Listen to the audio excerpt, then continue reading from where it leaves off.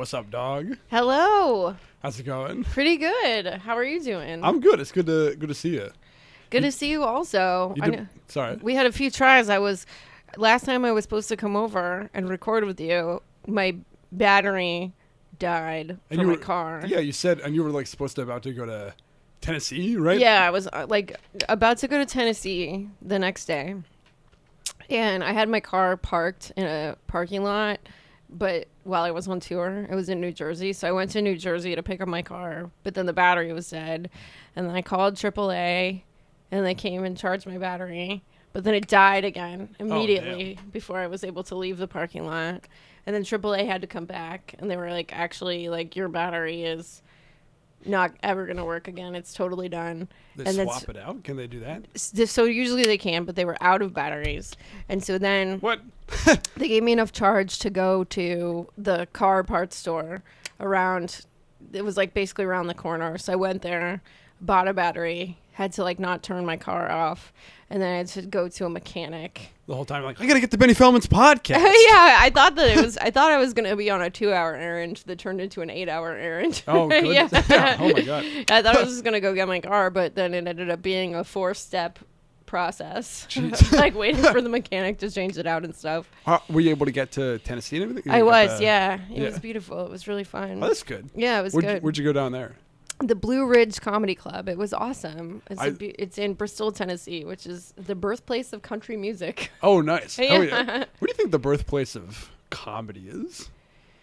Stand-up comedy? Well, I think stand-up comedy is somewhere in England, specifically. I think stand-up comedy is originally an American art form. Is it really? I think so, yeah. Oh, cool. And I think it might be New York. That would make sense. Yeah, I would guess. I don't know who the very first stand-up was. What's interesting that country music has an origin. The first person to go I want to play the fiddle. Well, I think that what happened, and I don't know if this is totally accurate, but this is what people told me down there, was that there was there was a bunch of musicians all around living in different areas, mostly really rural, and then there was a record label that invited a bunch of them to town to Bristol, Tennessee for a festival. Okay. And they recorded a lot of music at the festival, and they put out the tracks of the recordings, and then people really liked it. But it was basically they just congregated a bunch of musicians who did this type of music together and made it more popular. It's the first hub. That makes sense. That's cool. Yeah, that's neat. I got a good friend who lives in Chattanooga and does socialist textiles. Oh, that's awesome. You showed me her. I think so. Her stuff. Yeah. That's actually how we started talking, I think, initially. Yeah. I looked at her textiles, and they were awesome. Yeah, hell yeah. Shout out Tabitha Arnold. Yeah. But yeah, I was thinking of telling her to go to your show, but it was last second. Yeah, hopefully I'll go back to Chattanooga maybe this summer. Yeah. Yeah. By the way, folks, this is Kate Willett. Hello. Very funny comedian. Who you've seen her stuff on Netflix, among other places. That's where I first saw you. Oh, cool. What's the comedy lineup? That's right. Yeah. The the group of people. Yeah. They lined us up and they did a comedy lineup. Yeah. Yeah. Yeah, it was great. Thank you so much. I can't speak to it currently. I didn't do my research and watch it again, but it's been a while. Whenever it came out is when I watched it. Oh yeah, I think it was 2018 or something. Yeah, hell yeah. Yeah. I have another special that's going to come out soon. Oh, awesome. But I don't know the release date yet. Well, I'll keep my ear to the floor. I'll tell you. I'll be posting it all over social media. Yeah. But also, part of why I also brought my friend up was because I know you're big into socialism. I love socialism. Yeah. Yes. Yeah. And you recently also reached out about the anti-landlord thing. Yes. Yeah. So I learned a lot about housing politics over the past year. I really spent a lot of time reading about it and thinking about it. As with most things that one ends up learning about from the internet, it originated because there's these dudes on the internet that I was they're saying wild stuff, in my opinion.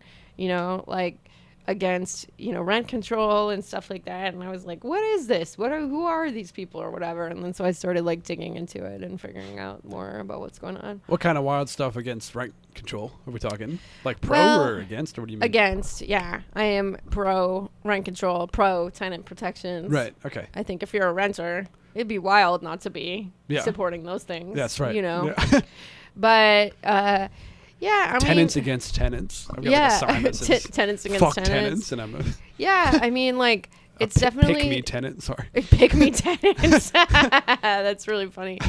No, but, obviously there's all these, like, landlord lobbies and developer lobbies that, have campaigns against rent control here in New York, against rent stabilization. And, they do a lot of propaganda about it. One of the main kind of pieces of propaganda is like that, it's all these mom and pop landlords, like they'll like show like a person who's like, oh, like I've had this apartment for 80 years and like rent control will kill my whole family and stuff. But it obscures the truth that most buildings in New York, like the overwhelming majority, are owned by like corporations. Like to even meet the definition of small landlord in New York, I believe that, well, small landlord is just a small landlord. Yeah, but like I think, is it in New York or is it somewhere else? One definition I saw for small landlord, and I think it's the one that they're using in New York, is like less than 50 properties or something. Jeez. I thought it was so. It was like a lot. It was like even this term small landlord is, you have to really look into the details of like what is being referred to as a small landlord, because a lot of times it's like still like someone has a giant landlord business, Yeah. I'm just a wee landlord. Yeah, exactly. I only have 45 rental homes. Yeah, exactly. That's crazy. That's ridiculous. Yeah. Like 45, like then it's like properties in quotes, and it's like that. I assume that definition could be, that's so like, do you have 45 shacks or like 45 skyscrapers? You know what I mean? Yeah, they usually define it in terms of like units, like different, right. Different dwelling spaces. So totally, but then units can totally be different. Like, I mean, I'm just agreeing. Yeah, yeah. I mean, the main point is the devil is in the details, and so like when you see somebody using these terms, you have to look up like what specifically do they mean, because it means different things all the time in different campaigns, different laws. It's like the people love to mess around with those definitions. Absolutely. What do you view? I guess comedy and socialism kind of intersecting. Like, I mean, in terms of stand-up comedians are part of the gig economy, in a certain sense, which is, I guess, like makes sense because it's like hard to have a full-time stand-up job. Yeah. But it's also like, well, what protections are there? Like, what, you know what I mean? Well, I mean, or what should there be? I don't know. I think every solve it. Yeah, I mean, it's like I think most comedians should be socialists. Like. I mean, it's like, imagine how much more artistic freedom people would have if we really just had guaranteed housing and healthcare in this country. You know what I mean? Like the fact that, like the basic needs are often impossible to meet, like healthcare, like without a corporate employer, that's really bad. You know what I mean? And it's like even comedians that are pretty successful, I'm sure, would be able to experience more freedom to take creative risks and stuff if they didn't necessarily have to have like a job specifically to get like health insurance or whatever. A lot of comedians are also either actors or also writers, so they'll get union insurance or whatever. But it's a lot for people to think about. And I think with like some things that were like, basically guaranteed, you'd be able to see a lot more people do comedy who are not like funny. Who don't just necessarily come from like wealthy families. Right, totally. People who are really funny but don't have the platform. Or don't have the fallback plan. Yeah, the base. Yeah, absolutely. For myself, I have always like, I've been in and out of like, I've worked like a lot of different side hustles and, you know, had periods of time where I like worked a lot and like saved money and then was just doing comedy. But, you know, like I think I have been able to do it without having like parental support. But if you dig into a lot of people that become really successful, there is some level of parental support that's happening, you know? So it's like, I think it would give a lot more people an opportunity. Yeah, you know? absolutely. Yeah. I guess also I'm thinking about in terms of like the money that is given to make creative projects, if that was also socialized, like if it was like a oil workers co-op media company is part of the idea. Yeah. That'd be awesome. Yeah. I mean, like, there's definitely a lot of other countries like Europe, Cuba. I mean, I'm imagining many others that do just like put a lot of public money into the arts. And the U.S. has done that at various points too. Like every time you see like some really cool, like a really cool mural or like a lot of times like an awesome building, it was a WPA project, you know, like that the U.S. invested a ton of money during, you know, the Great Depression as part of the way of turning the economy around. It's like why a lot of Canadian movies are like supposedly like Canada's film program puts a ton of money in. Oh, so nice. They got a lot That's of, awesome. Like, I didn't know about that. Good Canadian films. Yeah. That's why like Toronto is like a good film scene. Oh, that's awesome. I don't know anything about Canadian film really, but not that I'm watching. Maybe I am. But it's like a lot of movies that take place in quote unquote New York, it'll be Toronto. Oh, just okay. because of the okay, cool. Something like that. Yeah. That's awesome. I did not know that. Yeah. But yeah, I mean, so what we're saying is that the government should pay me to do stand-up comedy. Exactly. Benny Feldman specifically. I need a grant to do a special. Yeah, I mean, yeah, more people. Sorry. I was just thinking about it recently because, you know, I know this is comedy podcast. We got like too heavy, but you know, like they made like Congress recently as part of this debt ceiling deal, like made food stamps harder to get and cut the amount for that food stamps recipients could get. And it's just like, it's so wild that, you know, it's like they want, and everyone should have food, in my opinion. That's just a basic, but our whole society in the U.S. is structured so that like if you can't work or if you have a job that is paying minimum wage or whatever, you know, you have to have like multiple jobs just to be able to survive sometimes, you know, like you can't rent like an apartment on a minimum wage salary like really anywhere in the country anymore, which is wild because if that's like the amount of money that it's okay to pay someone, they should be able to survive on that amount of money, and it's completely impossible. People got like 2 or 3 jobs, or they're doing Uber or Lyft on the side, or DoorDash or whatever, and it's like, I would like to see a world where basic needs are just not tied to work anymore, and this is for everybody, not just for comedians. Like, you know, the basics of healthcare, housing, food, that's just like, you get it as a result of existing, and you know, then your job will be, you know, like people will still have jobs and you can have jobs like to earn more money or whatever, but just these basic things are guaranteed, and it would change so many people's lives because, you know, people wouldn't have to be in like abusive work situations anymore. People would not have to stay in abusive relationships anymore. That's like the most common reason that people can't leave most abusive relationships. Like a lot of times it's just because they money, because they don't have enough money to move, or they don't have enough money to like, I mean, that's a very, very, very common reason, you know? I think that kind of reminds me, it feels similar, the idea of like people who have houses in places that are most affected by like global warming are like, I can't move because I can't sell the house to anybody. So it's like, they're similar trap. I'm wondering if like guaranteed housing, if they had somewhere to guaranteed move to, is something. Definitely stuff like that. I mean, like just, I think just the basics of decoupling like work and survival would do so much. And we, you know, I know this sounds like, you know, weirdo socialist utopia and it'll never happen kind of stuff, but I think we're going to actually start to see these discussions happening in a really real way in the next 5 years, because AI is going to take a lot of people's jobs. And so, you know, like, unless, I mean, AI is just going to it's going to put a ton of people out of work. So unless there is other ways to survive, we're going to be pretty screwed. A lot of people are. You know? No, I absolutely agree. I'm also a socialist. Just I cards know on that, the table up to speed.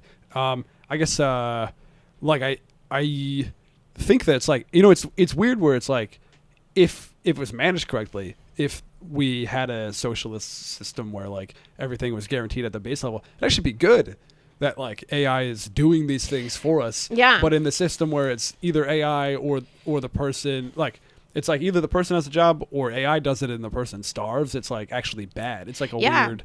Yeah, I know David Graeber, who is the late David Graeber, who was a wonderful anarchist thinker. You know, he talked about like AI as like something that could be actually really good, that like we could have, you know, a world where like it's just really only necessary for people to work like, you know, maybe 15 hours a week. Like that's just all the work there is to do. You know, maybe some people work more, like doctors, maybe not even, maybe there's a lot of doctors, right? And so people don't have to work as much, but just basically like we, you know, if we were just doing it in the way that was most beneficial to humanity, like we just would automate the stuff that can be automated, and then people would, you know, divide the amount of work there is to do, and people would have a lot more time for art, for leisure, you know, and it could be really cool. But it would require like sharing the bounty and decoupling work from survival. So we're probably not going to do it, but there is a version of this that could go well. And I think we should, you know, I think we're right to fight for that. But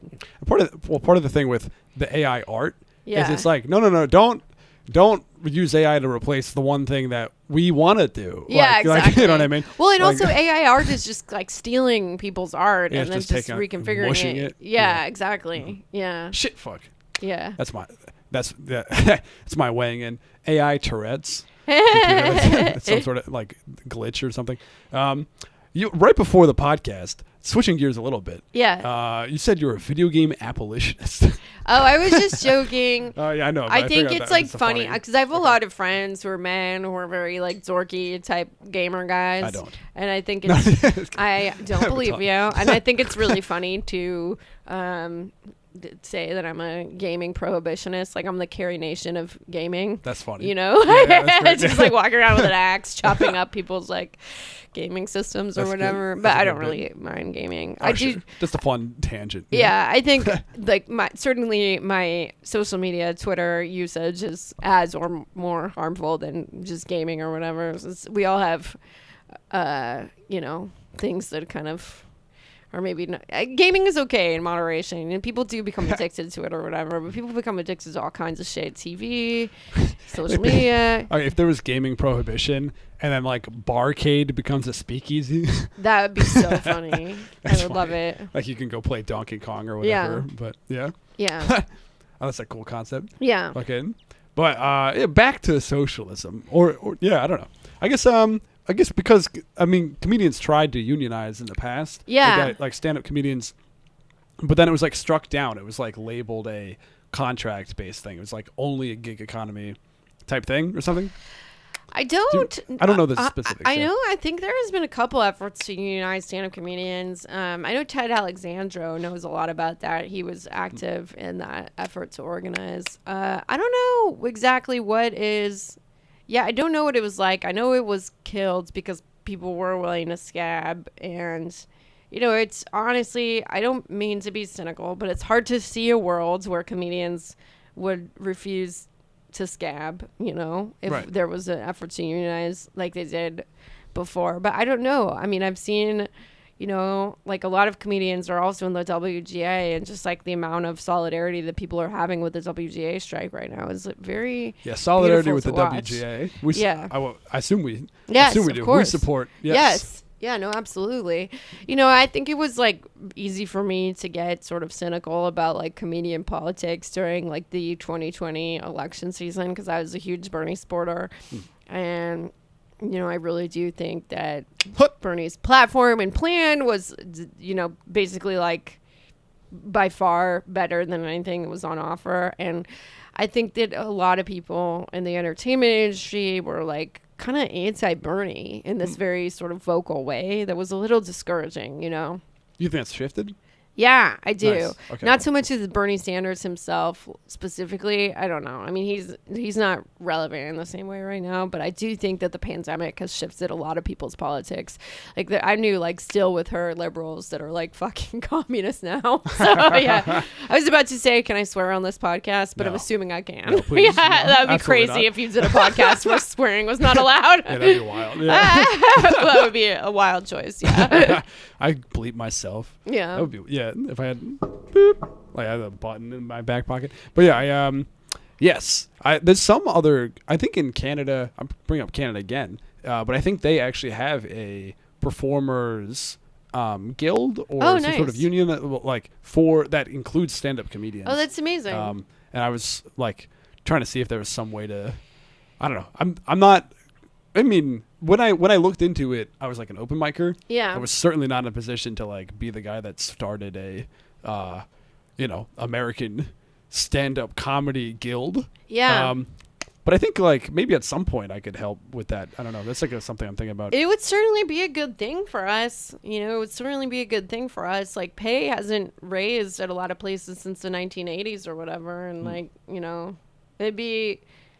I don't know. It'd be cool if comedians weren't getting the same spot pay that they were 40 years ago. Yeah. But, and a union would probably be the best and only way to make that happen. But, I guess the thing with like scabbing is it's like, because I guess scabbing in like to write for a TV show, you have to really scab. Yeah. You have to like go in and like write a TV show. Yeah. There's a stand up. It's kind of like if somebody just walks in the building, it's like a one off. Yeah. I don't know. It's weird. I guess it's easier to scab. I know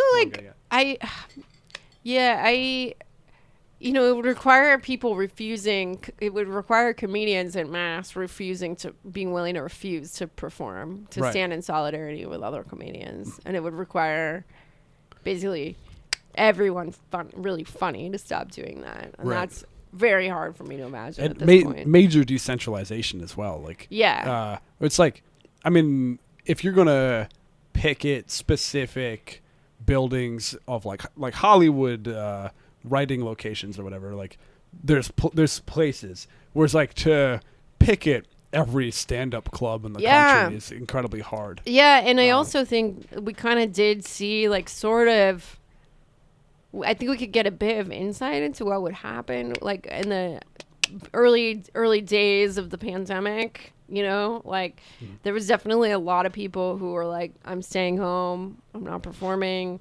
There's also plenty of people that were willing to perform, who are just like, fuck these squishy liberal politics or whatever. And, I'm sure it would be the same. Right. But I don't know. I don't know why I'm being like so doomerish about it. Well, I guess the good news, I guess maybe the thing with like the WGA is that people are like, oh, the TV shows get worse, and also like the public supports it, and so it's like I guess with like I guess the thing is like we should just give it a shot. Yeah. At some point, but it's like maybe not now. I don't know. Yeah. Once I secure my bag personally, and then well, that's a lot of it too. Is like we are in such a precarious career that I mean, I'm certainly no better than this. I'm like I don't I have to like worry about myself and how I'm going to be able to survive in this profession or whatever. And it's like the fact that everyone's status is so precarious makes it really hard for people to take the risk of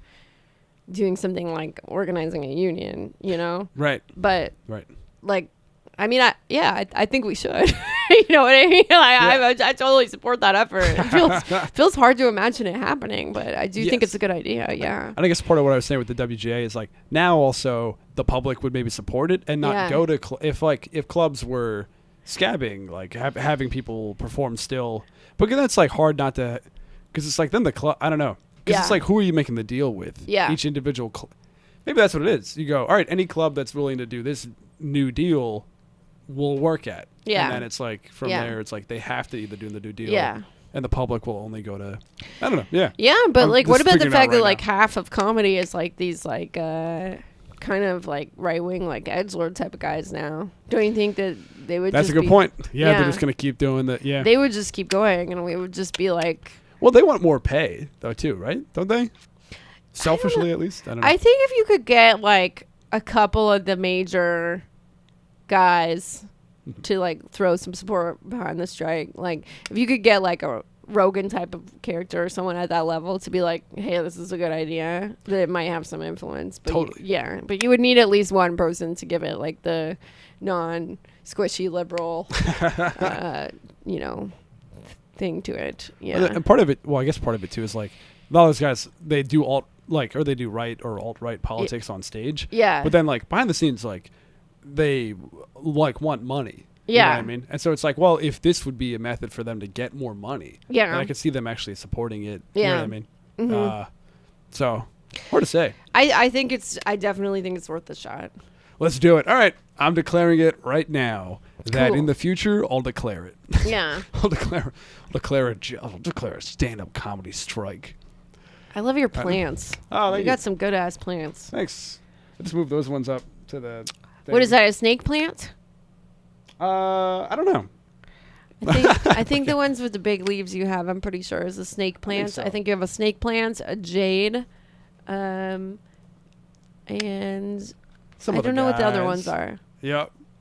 Well, that's some different types of succulents. That's like a sort of hanging guy. Is that a philodendron? I got a bunch of pathos. It might be.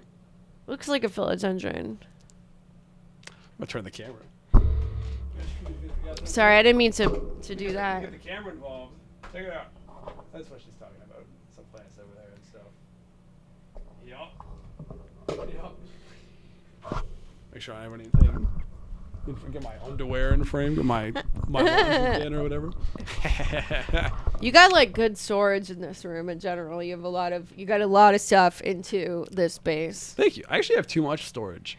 Oh, you do? I've got like some. Yeah, it's like weird.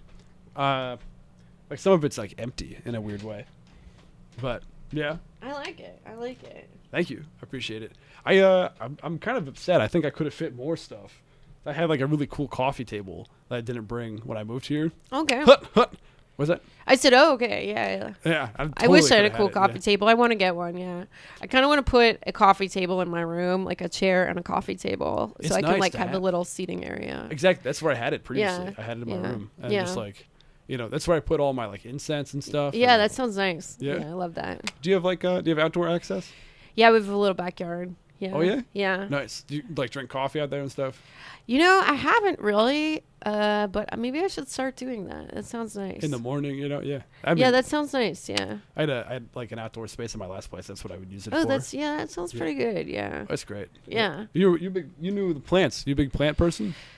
I was a plant person for a minute, but then I became an animal person. Like I had a phase with plants in like 2019, early 2020, but then I adopted 2 kittens. And I had to get rid of all the plants. Like every single plant that you have over there, the jade, the snake plant, and the philodendron, those could all kill a cat. Really? Yes. Oh. They're all toxic to cats. Okay, we have a cat. Well, not all cats Okay. are inclined to eat the plants. Okay. But That's I believe that all of those plants could harm your cat if you... if the cat ate them. So, you could put them higher up. That would be one He solution. doesn't come in here much. So, yeah, if he doesn't come in here, or he may just be temperamentally not inclined to eat the plant. That Not could be every it, too. cat is, but there's only like 15 plants that are not toxic to cats. Like, Really? It's a very, very, very small amount of plants that Yeah. are not toxic to cats. That's so weird. It's like hypoallergenic. Like, yeah. you have to, like, somebody who wants a plant and a cat but is allergic, they have to get a hypoallergenic and then like Yeah. a specific plant. Yeah. But like when I adopted my 2 little guys from the rescue, I just do like a video tour like you were doing right now of like my house to like make sure that there were no plants and stuff. Wow. Yeah. Yeah. How would it look like? How they do it now? What are their names? I don't know. My cats. Yeah. Oh, I thought you said how do they do it now? Like how do they? Oh no. How are the cats doing? Yeah, the cats are great. They're just my little joy. They're just Nice. amazing little guys. I'm obsessed with them. We became an animal person. You were saying, like, specifically cats. Yeah, I mean I love dogs too. Do you have a dog? I don't have a dog. I would not get a dog by myself, but if I lived with someone who had a dog, I would consider like having one. Like I travel too much to have a dog. Yeah. Yeah. Yeah, that makes sense. Yeah. That's the thing with the issue with doing comedy is you can't have a dog. Yeah. It's like yeah. the big catch-22. Yeah. The catch-22, that's not that definition. But you know what I mean. Yeah. One thing I think about politically, like this is like an issue that people don't talk about that much, and I get why, because of all the things that are happening. It's probably a low priority, but I think with like housing and stuff, I think everybody should have the right to have a pet. Like a lot of places ban pets, and a lot of like just like shelters and stuff will not let people bring pets. Like I think that having a pet should be a right if you want to have a pet. That's cool. Yeah. Yeah. New socialism idea unlocked. Yeah. Universal pets. If you want to, you don't have to. No, you have to. Like, it's a requirement. But there's so many animals that need homes, and there's also like it just brings people so much joy. It's very difficult to find a place to live that would allow my cats. When I was moving, I did find a wonderful place to live, but it's like everybody should be able to have a place that allows their pets if they want to. Yeah, absolutely. Yeah. I like the idea that it's required. Yeah, required. Imagine if it was required, that'd be cool. Kind of teach people responsibility. Let's see your little guys. Yeah. From like a right-wing perspective, it's like, make them learn how to take care of something. Yeah. You know what I mean? Yeah. But there's such joyful... I mean, it has really changed my life in a super positive way that the first thing that happens to me every morning when I open my eyes... one of my cats just jumps on me and starts snuggling me, and he's like, "Oh God, you're awake. It's been, I really have missed you for these 7 boring hours without you, and God. it's just like, oh man, such a cute way to wake up, That's great. Yeah, he's so cute. I think that's like, I would love to have like several animals. I think a chinchilla, a dog, a cat, a couple cats. Cats are social. You're supposed to get you're supposed to have 2 or something. I have 2. Yeah. And I definitely think it enhances their life to have each other a lot. I adopted a brother and a sister. They look like little twins. Oh, nice. Yeah. It's that part of the thing you were just kind of saying. It's like, well, when you're asleep, they're not necessarily asleep. No. And so, but if they have another one of them, yeah, that's fine. Yeah. They mess around together a lot. Yeah. They have a whole thing. They snuggle, and they're very close. They're a bonded pair. That's awesome. And they've been together since they were born. Bonded pair. I gotta find me a bonded pair.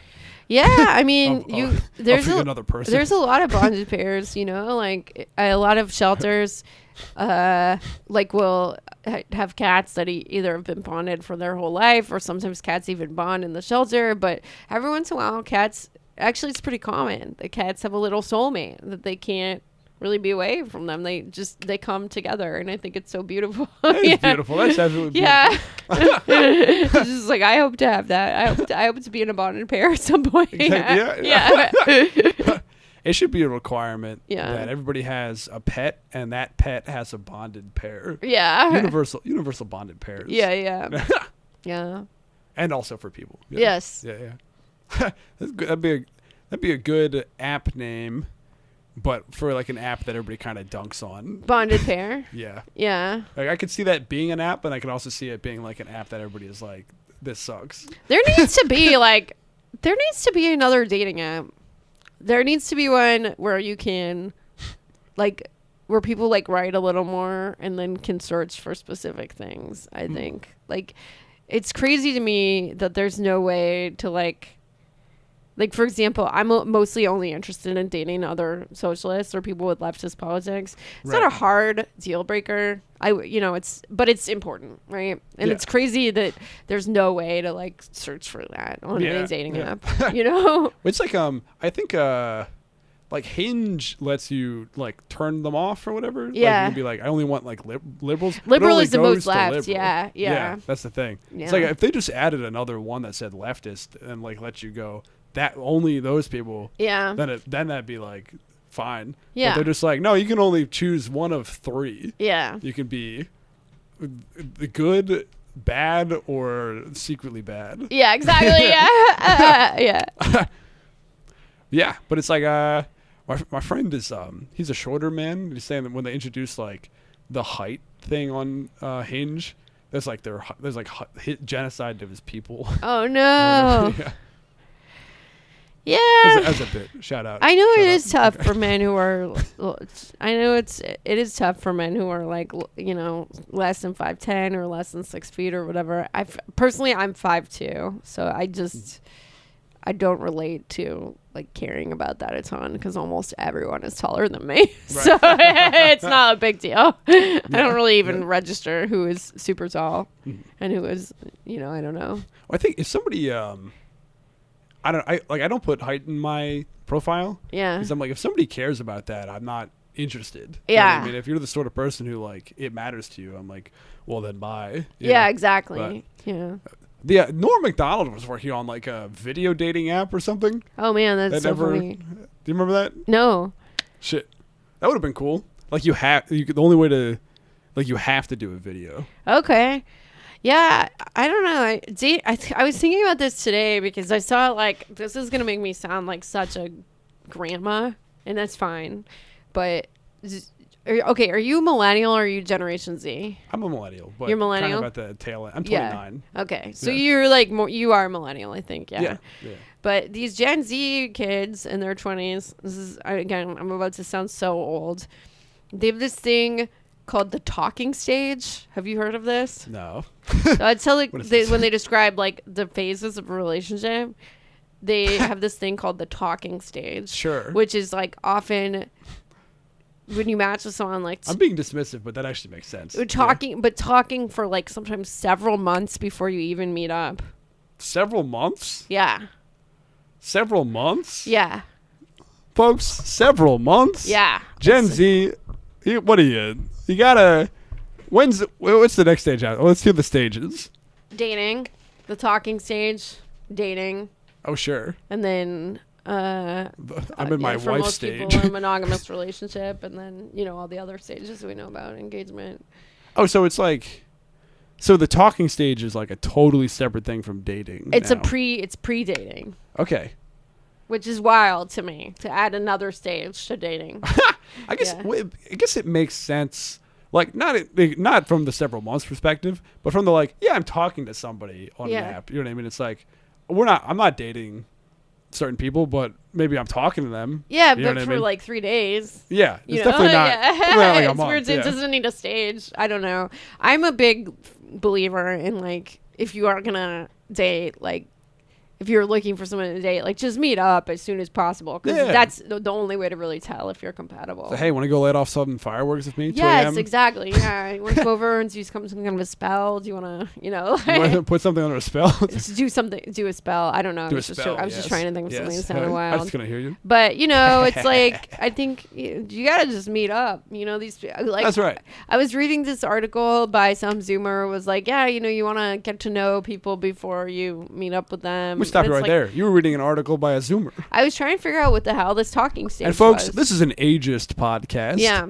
We only information from. We only believe in the authority side of persuasive rhetoric. We don't believe in the idea of the ideas having any merit on their own. Yes. It has to come from a reputable source, and that's the only thing that matters to us. Yes. Sorry.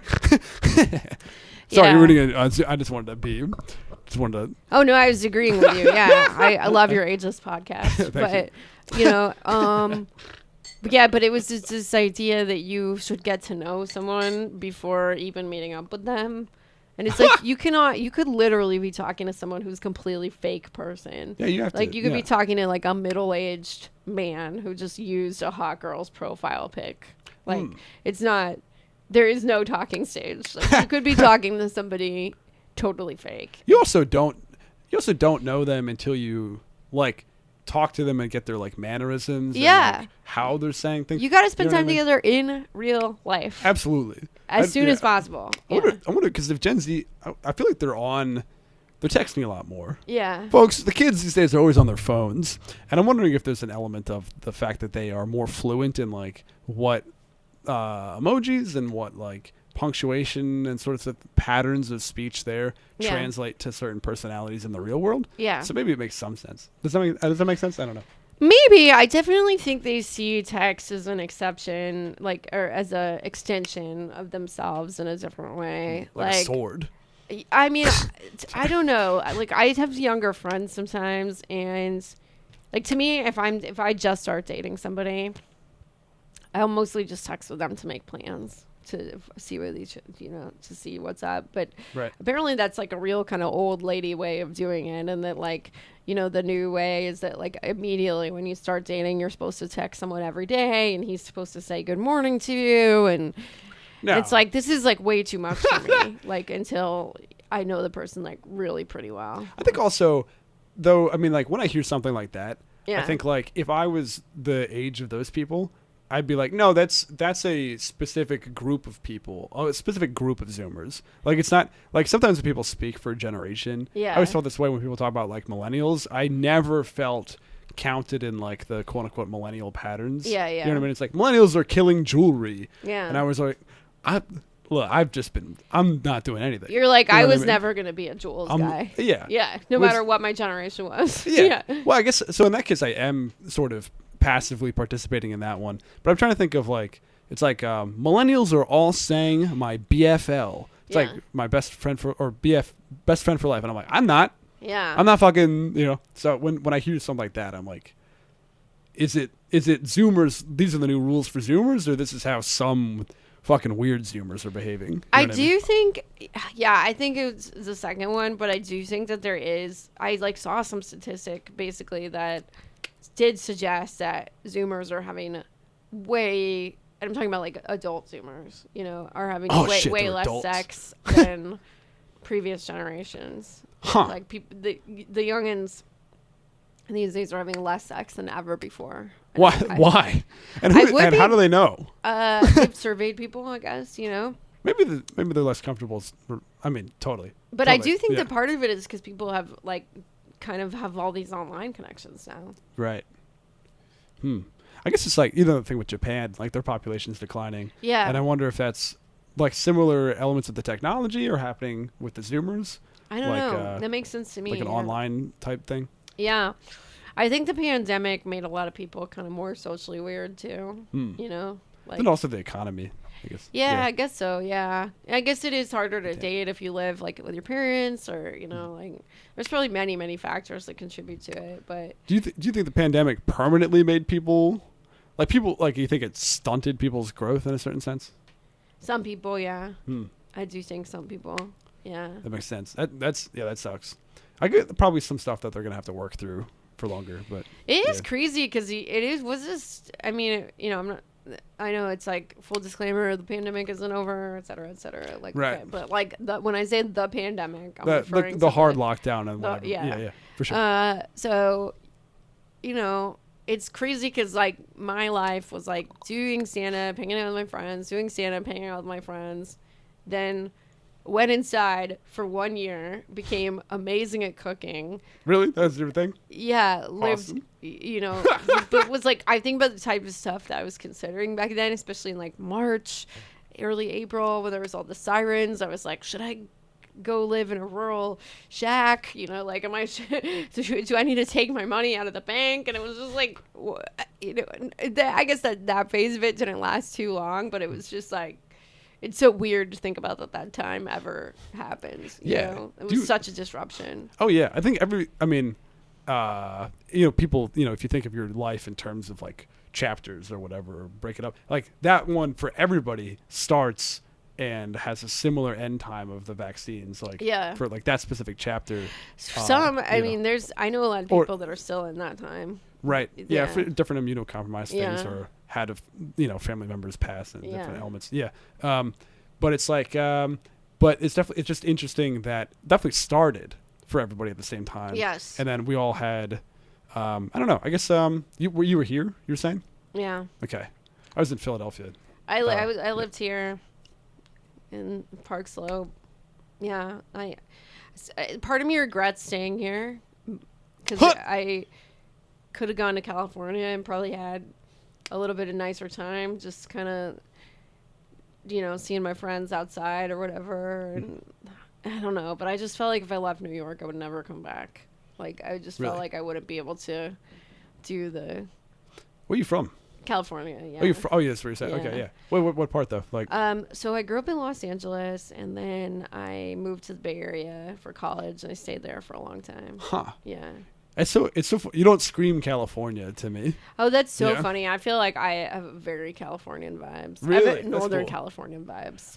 I mean, if I'm being honest, you remind me of my friend who lives in Tennessee. So I assumed I assumed you were from Tennessee. Oh, that's so funny. Yeah. I've never gotten that one before. A lot of people think I'm from the Midwest because I have weird flat vowels sometimes. Oh, interesting. Talk. Yeah. But I, You Jewish?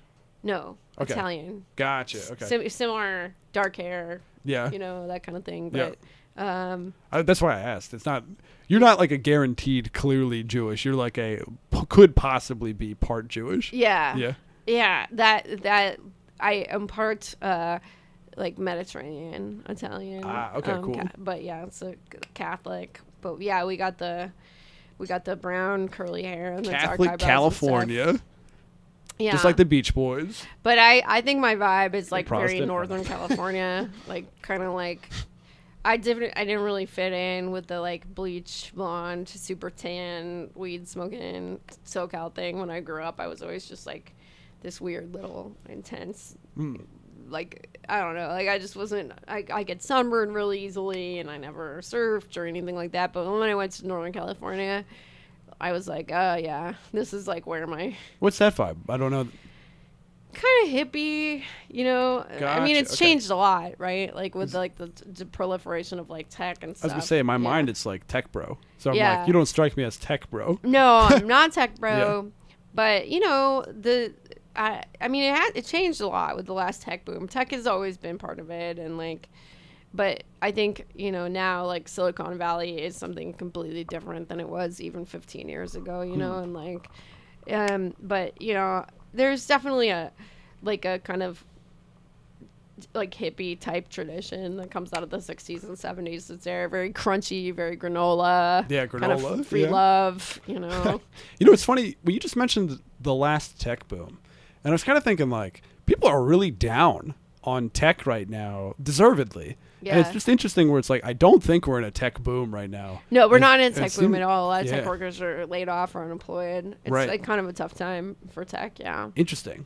Yeah. It's like I guess, like, I mean, obviously internet, but like the mobile phone revolution and like apps and social media was like the last tech. Was that the last tech boom? Yeah, I think so. Yeah. And then kind of that like kind of gave us shit like Uber and the gig economy. Yeah. And like that's been kind of. So right now we're in kind of a bit of a anti-tech although winter thing. AI though is changing it, I think. But is that? Do you think we're seeing the immediate boom of that, or do you think that's going to be kind of? Because like I feel like ChatGPT is not like bringing in the money. For, no, you know I don't mean? think it's making any money right now. Right. But I don't know because so. I have smart friends with really different opinions on it. God, I wish I had a few of those. I have a lot of friends in tech too, That's right. and their opinions kind of seem pretty varied. Like one of my friends who knows a lot about this stuff is like, pretty much like the singularity is here. Like this is just human. ChatGPT is like has changed the course of humanity forever in an irreversible way.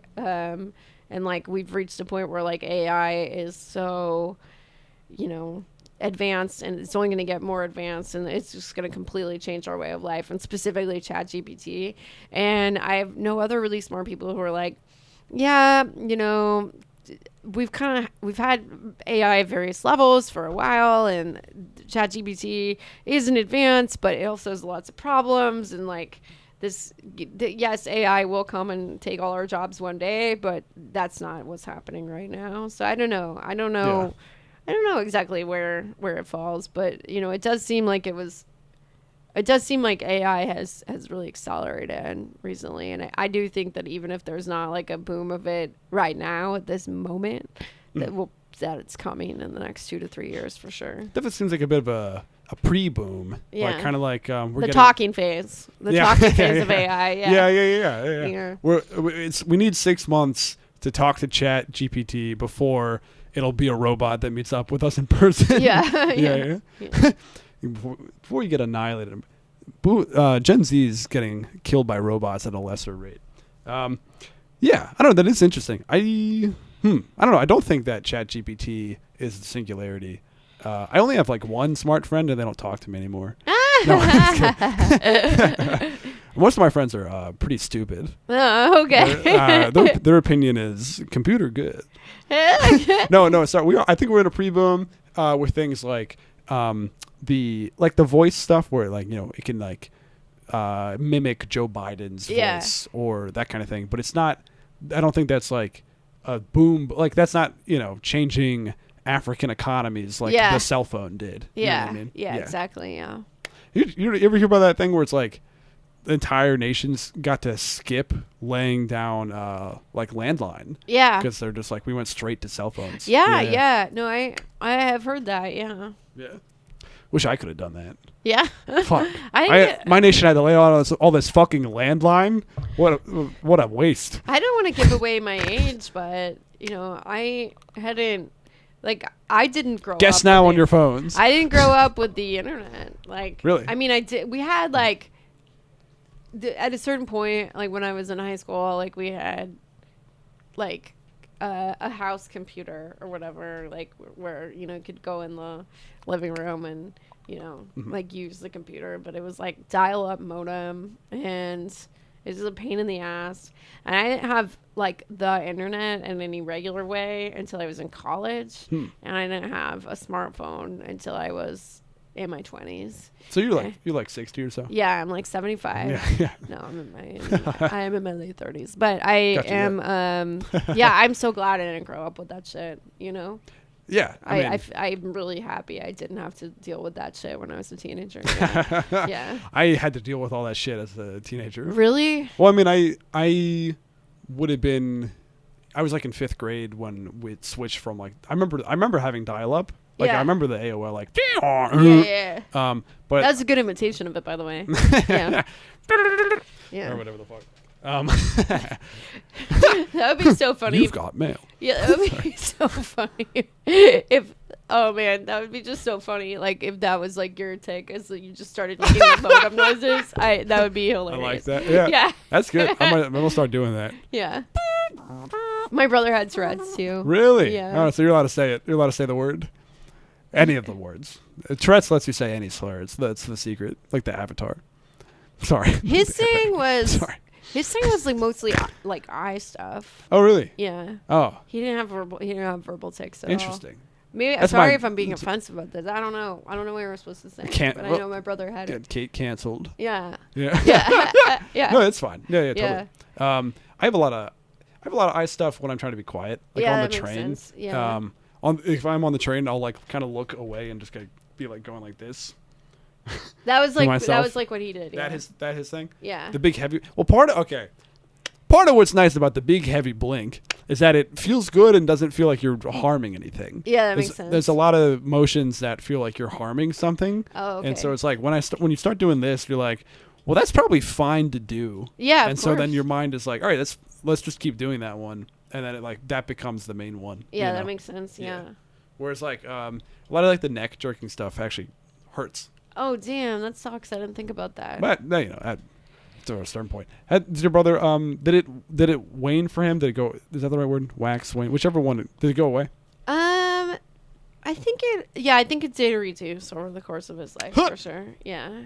Cool. Okay. I was gonna reach. I was gonna have my coffee, but I'm like, it's fucking 7 p.m. Yeah.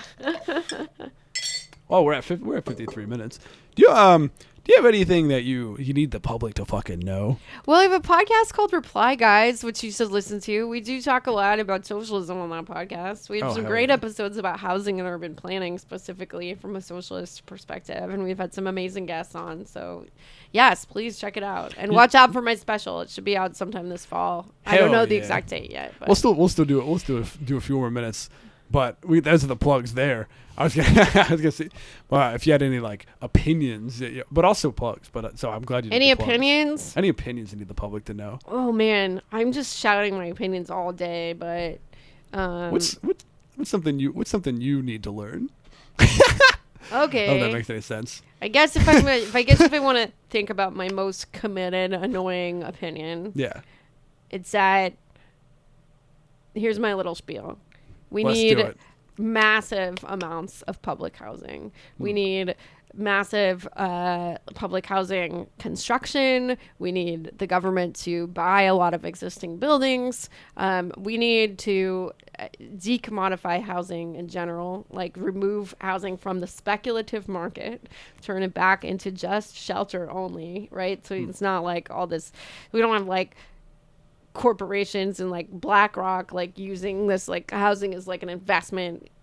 It's not part of Wall Street or whatever, you know? Yeah. And Investment vehicle. yeah. And like there's a bunch of different ways to do that. There's community land trust. There's something called community opportunity to purchase and tenant opportunity to purchase. And that stuff's all good. Anything that removes housing from the speculative market is good. But like massive like buying and creation of public housing is, I think, like by far when you dig into it, like the best way to get out of what we're calling the housing crisis. It's kind of always been a crisis for some people. So a lot of people don't really like that term, housing crisis, but like, you know, the amount of like rents and stuff that people are paying right now, by far the best way to deal with this situation is a lot of public housing construction and, you know, and just increasing the amount of public housing by like just buying it off landlords or whatever, like these landlords who are like not renting their buildings because they're like, you know, on a rent stabilization or whatever. Like if you do that, like the government should just buy it from you, buy the building from you, and then rent it out to other people, you know. Absolutely. But there, you know, there's like a lot of kind of ideas out there about like, you know, just like that the way to, a lot of different thoughts about the way to like solve, you know, housing prices right now. And one of them is like about, you know, basically like that we can just do it by like deregulating zoning or whatever. That's a really popular idea right now. And, you know, I think they do that in Houston, actually. Yeah, Houston is like an interesting example because they do it too much where they have like industrial stuff next to like it's like a chemical plant next to a school or whatever. Yeah, Houston it's really weird to go there and be like, this is the place that I've been to Houston a lot of times. It's really weird that anybody could be like, oh, you know, like what's like a exemplary feat of urban planning is Houston. It's like so it is not at all, you know. Right. But it's a fun city, yeah. But yeah, you know, but it's like this is the thing I was kind of getting to, which is that it is actually, there's an amendment, like there's a law right now called the Faircloth Amendment. It's an amendment to another law that basically said that the U.S. government cannot build more public housing than there was, I think, in October 1999. I may be wrong on the dates, but I am right on the other stuff. Wow. But I think it's October 1st, 1999. I'm pretty sure. But it's like to preserve the prices of like housing that people have because it's a speculative asset kind of thing. Well, it was part of Faircloth was a senator, and this bill that this is in was like under part of the Clinton administration's kind of like anti-poor shit, like, you know, changing the welfare requirements and like it's part of his whole welfare reform thing and just, you know, kind of really screwing over poor people. But it had a lot of bipartisan support and you know, I think like one of the best things that we could probably do politically right now would be to like get rid of this, because, you know, it would like imagine if there was just like a ton of apartments that cost like $600 or $700 that like showed up in this neighborhood. Like it would be good for the people who live there, but it would also be good for you. Yeah. Like if like the prices of everything go down. Yeah, if totally. Landlords were competing with housing that was like really actually affordable and cheap. Oh yeah. Like, and that would be much better for you than if they build like an $8,000 apartment next to you. We can have a debate all day over whether that's going to make your rent go down or not. Like that's a very contentious subject. I don't think it does, but a lot of people will be like, yes, it will. Like, just the fact that any quantity or whatever. But leaving that aside, the a $600 an influx of like $600 apartments is going to make your rent go down faster than $8,000 apartments. And like, the most like successful city for housing probably in the entire world is Vienna, Austria. And they used to have subsidized public housing. They have 60% of their population lives in some form of really like public or social housing. Like it's like for some reason I thought it ended in the war or something. Or like no, it's still like 60% of people. Like it's like way less than half the population lives in market housing, and you can live in public housing. In Vienna, like it like goes up to like basically upper middle class or whatever. It's not the richest people. We both saw that Gravel Institute video. Yeah, I know. I didn't see the Gravel Institute one, but it's like a thing that, like, it's not just for poor people. It's beautiful. It's really nice. Right. It has like amazing tenant protections, and you can have a pet. Yeah.